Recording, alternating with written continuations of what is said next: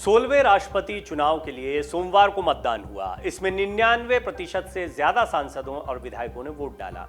चुनाव में भाजपा की अगुवाई वाले एनडीए की तरफ से द्रौपदी मुर्मू और विपक्ष की ओर से यशवंत सिन्हा प्रत्याशी हैं।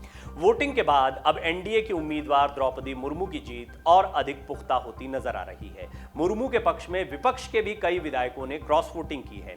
समाजवादी पार्टी, एनसीपी, कांग्रेस जैसे दलों के विधायकों ने मुर्मू को वोट दिया है। कई विधायकों ने खुलकर इसे जाहिर भी किया है। तो आइए अब जानते हैं कि राष्ट्रपति चुनाव में क्रॉस वोटिंग का क्या मतलब है। क्या ऐसा करने वाले सदस्यों के खिलाफ पार्टी कोई एक्शन ले सकती है? द्रौपदी मुर्मू को कुल 27 से ज्यादा दलों का समर्थन मिला था। इनमें एनडीए के अलावा विपक्ष के कई दल शामिल थे। मुर्मू आदिवासी परिवार से आती हैं, ऐसे में उन्हें ज्यादा दलों का साथ मिला। खासतौर पर दक्षिण भारत के राज्यों के विपक्षी दलों ने चुनाव से पहले ही मुर्मू के समर्थन में वोट देने का ऐलान कर दिया था। इनमें वाईएसआर कांग्रेस, बीजेडी जैसे कई बड़े दल शामिल थे। इसके अलावा शिरोमणि अकाली दल, बहुजन समाज पार्टी, सुहेलदेव भारतीय समाज पार्टी, शिवसेना जो उद्धव ठाकरे का गुट है, ने भी मुर्मू के समर्थन में वोट डालने का ऐलान किया था। वहीं विपक्ष के उम्मीदवार यशवंत सिन्हा के पास सिर्फ 14 दलों का समर्थन था। देश भर के सभी विधायकों के वोट की कीमत का जोड़ 5,43,231 है। राज्यसभा के 233 और लोकसभा के 543 सांसदों के वोट की कीमत का जोड़ 5,43,200 है और विधायकों और सांसदों के जो कुल वोट है, इसकी कीमत को मिलाकर इलेक्टोरल कॉलेज बनाया जाता है। ये संख्या 10,86,431 होती है। इस तरह जीत के लिए आधे से एक वोट की ज्यादा जरूरत होती है। मतलब उम्मीदवार को जीत के लिए कम से कम 5,43,216 वोट चाहिए होंगे।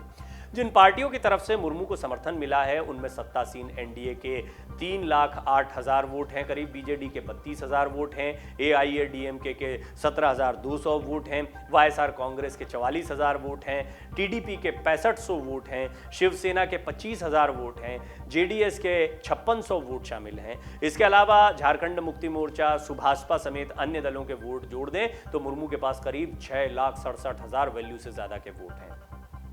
यह आंकड़ा जीतने के लिए जरूरी संख्या से करीब 1.5 लाख ज्यादा है। मुर्मू के पक्ष में विपक्ष के कई सदस्यों ने क्रॉस वोटिंग भी की है।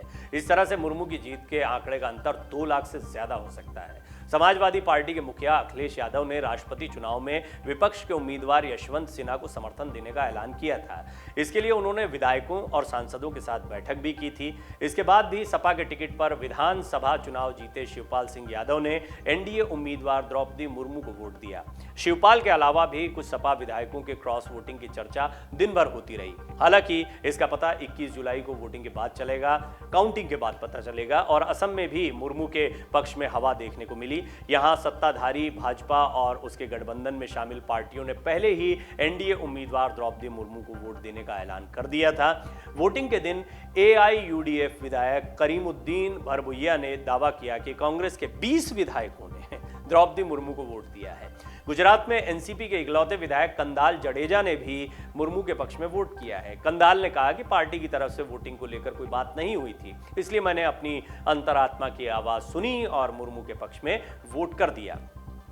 इसी तरह झारखंड में एनसीपी विधायक कमलेश सिंह ने भी मुर्मू को वोट दिया। उन्होंने कहा कि मुर्मू आदिवासी समाज से आती हैं, ऐसे में झारखंड के प्रत्येक सदस्य का कर्तव्य है कि वो आदिवासी महिला का समर्थन करें। राज्यसभा चुनाव में अपनी ही पार्टी को झटका देने वाले हरियाणा के कांग्रेस विधायक कुलदीप बिश्नोई ने एक बार फिर बागी रुख अख्तियार कर लिया। राष्ट्रपति चुनाव में भी उन्होंने एनडीए की उम्मीदवार द्रौपदी मुर्मू के पक्ष में वोट किया। कुलदीप ने बाद में कहा कि उन्होंने अपने विवेक से मतदान किया है। ओडिशा में कांग्रेस विधायक मोहम्मद मोकिम ने द्रौपदी मुर्मू के पक्ष में वोट किया। उन्होंने कहा कि मुर्मू ओडिशा की बेटी हैं, हमेशा मुर्मू से उनके संबंध अच्छे रहे हैं, इसीलिए उन्होंने मुर्मू को वोट दिया है। इस बार आदिवासी महिला को राष्ट्रपति पद का उम्मीदवार बनाकर भारतीय जनता पार्टी ने बड़ा दांव खेला। मुर्मू चुनाव जीतने के बाद देश की पहली आदिवासी और दूसरी महिला राष्ट्रपति होंगी। एक्सपर्ट्स मानते हैं कि क्रॉस वोटिंग करने वाले अपने क्षेत्र की जनता को ये संदेश देने की कोशिश कर रहे हैं कि वो पिछड़े और आदिवासी समाज के साथ में, यानी वो अपनी निजी छवि का भी ध्यान रख रहे हैं।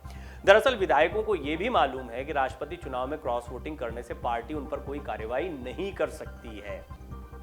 वो पार्टी के आदेश को मानने के लिए बाध्य नहीं है। इसका फायदा भी विधायकों ने उठाया। जैसा आपने देखा, शिवपाल यादव को व्हिप की चिट्ठी भी भेजी है अखिलेश यादव ने। बहरहाल शिवपाल यादव जानते हैं कि उनके खिलाफ इस आधार पर कोई कार्रवाई नहीं की जा सकती है, सिर्फ उन्हें एक चेतावनी या फिर जो हम देख रहे हैं कि राजनीतिक बहसबाजी चल रही है, उसी में ये सारी चीजें देखने को मिल रही है।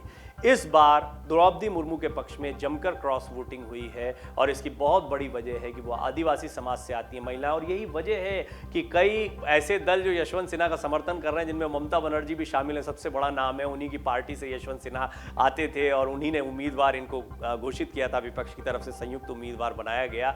इसके बावजूद ममता बनर्जी उनके प्रचार में बचती दिखाई दी। खुद यशवंत सिन्हा भी पश्चिम बंगाल के दौरे में नहीं जा पाए और इसकी बहुत बड़ी वजह यह रही कि वहाँ पर भी आदिवासी समाज और महिला का जो कार्ड खेला है बीजेपी ने, वो दांव काम करता दिखाई दिया। और यही वजह है कि कई गैर एनडीए दल जिनसे यशवंत सिन्हा को बड़ी आस थी, वो भी द्रौपदी मुर्मू के साथ जाते दिखाई दिए। डाउनलोड करें अमर उजाला ऐप और पाएं खबरें लगातार। अगर आप ये वीडियो YouTube पर देख रहे हैं तो हमारे चैनल को सब्सक्राइब करें और बेल आइकन को दबाना ना भूलें। अगर आप Facebook पर ये वीडियो देख रहे हैं तो हमारे पेज को लाइक करें।